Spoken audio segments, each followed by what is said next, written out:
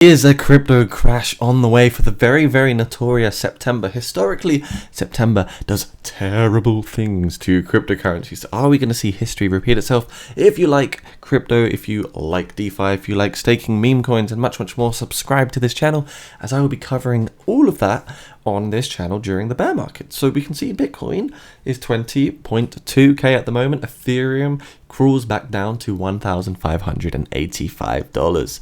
Let's see what can happen in the short term, the long term. You can see lots of alts here are doing quite well today, but many are also doing quite poorly. So it's quite a mixed emotions in the market right now. Bitcoin is chilling at 20.2k. We can see we still rank one, of course. We're looking at the king today, Bitcoin itself. We can see 91% of the max supply is in circulation at the moment, which is nice to see. And the market cap is 387 billion. Zooming out, of course, we are very low compared to our all-time highs, way above $60,000. And what's crazy is we're trading back at the prices of 2017, except the sentiment is completely opposite. Before we had extreme greed here, now we're chilling at the same price in extreme fear. So it just shows you how crazy things can change in 5 years. Now, why am I anticipating a crash? Well, it all comes down to the Bitcoin monthly returns. Just using the historical data that we've got, it's nothing complex. Anyone can access this particular chart. So if you look, September, 1, 2, 3, 4, 5, 6, 7 of the 9 months have been red so far. For October, 1, 2, 3, 4, 5, 6, 7 of the months have been green, whilst only 2 have been red. So that tells me that September could really be a good accumulation sort of opportunity for cryptocurrencies, because if we're going to drop in price, you could catch the dip effectively and then perhaps sell in October, November, or December. So that's my strategy for September. I'm going to be looking at loading up, waiting for those oversold positions, guys. Not financial advice, of course. So let's see what's happening with Bitcoin at the moment. You can see Bitcoin sitting at 69k before its all-time high. We got rejected at this crazy resistance here on the diagonal at 47k, and recently we lost this rising wedge and also this symmetrical triangle right here. So we're just consolidating at this key level of support at $20,000 at the moment. Hopefully we do not see continuation to the downside. We lost the 20-day EMA.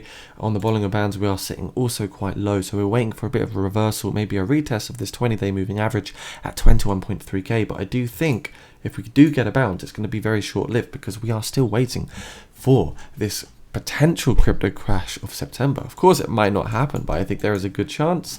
Again, we could also bounce up to 23.6k, get a rejection off this resistance, and then try and break back through. If we do break through this macro diagonal resistance, that would be crazy for Bitcoin. But there is every chance that, we are going to lose this support here at the 19.9k level, and even see continuation down to 17.5k if that's what September wants to do. If that's what the whales want to happen for crypto, they will let it happen, right? They will let it happen. So we are slowly getting that rollover on the hourly time frame. Had a bit of a double bottom reversal pattern here. It just looks like we're just consolidating, really. Oversold position at 19.5k, oversold position before at 19.5k. So there's certainly a tremendous amount of support at this 19.5k level. So there is every chance that we can still roll over to it once again. Now, if we did at the 19.5k level, I do see this effectively as a double bottom bearish reversal pattern where we'd break the neckline of support. I don't know why this keeps happening, but we'd break that neckline of support and it wouldn't really look too good, guys. So fingers crossed we're not going to lose that support level. What else we got? Total market cap. I think this is an important chart to look at. Why? Because this shows you the strength of the market capitalization of the whole crypto market, excluding the value of Bitcoin.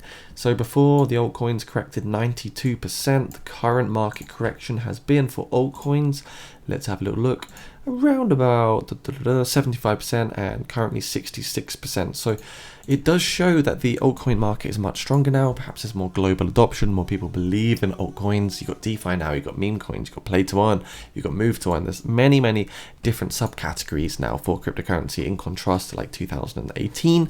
So we've definitely seen a lot of growth here. The fact the market cap sits at 411 billion for the altcoins is really bullish as well. I do anticipate this is now the sideways trading, just like we had here. So what I'm expecting for the altcoin market is basically maybe a dip back down to 466 billion and just a long time sort of chopping sideways at these levels before we start climbing higher again for that next big parabolic rally. So we're in accumulation, we're in sideways trading, things are boring. And then over the next few years into the next crypto bull run where we have another Bitcoin halving, that's where I expect to see the altcoin market cap go way beyond $2 trillion. So I think September is going to be rocky. It's going to be bearish for Bitcoin and the entire crypto markets. A crash is most likely on the way, but I think October could be rather fruitful. Just looking at the historical data. Make sure you do get into my Discord channel, by the way. I'm sharing all these kind of insights, free signals, news, and much, much more. So just come and say hello down below. Having a look at this on Decrypt. Bitcoin, Ethereum funds post second lowest weekly trading volume this year. So although volume usually lags this time of the year, as per chart, as the one we just looked at, CoinShares believes the low activity highlights continued apathy amongst institutional investors, not the ones that you want to be, feeling apathetic, right?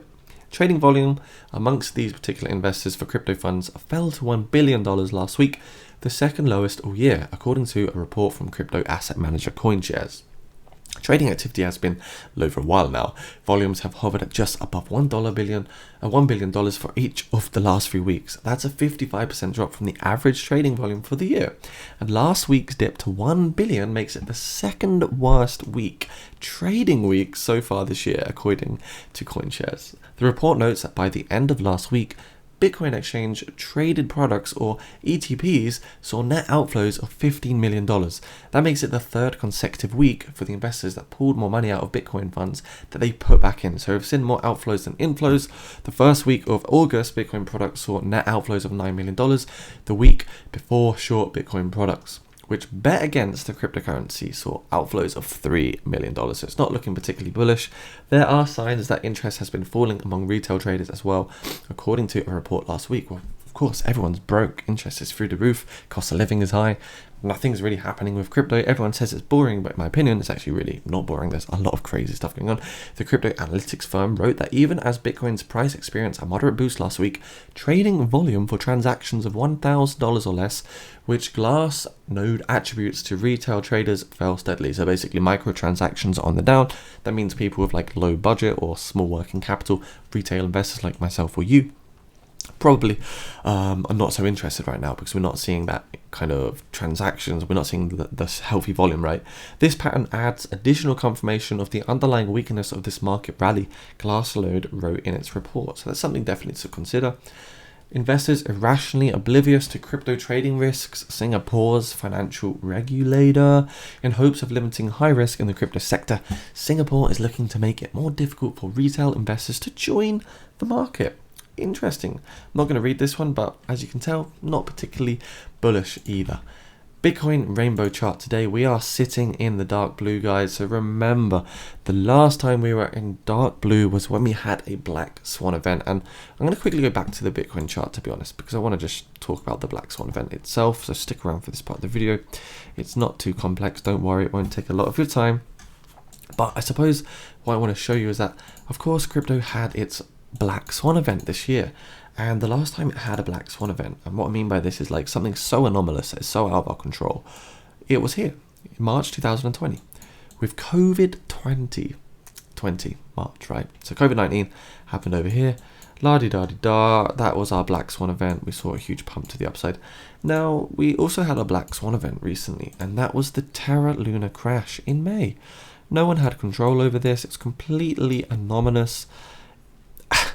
And it just seems almost premeditated, preordained, because after these black swan events, usually you start to see a rally or sideways trading or the inception of a new uptrend. So I do think the May Luna crash was, of course, something terrible, and I do have sympathy for holders, and I'm compassionate for those that have lost money.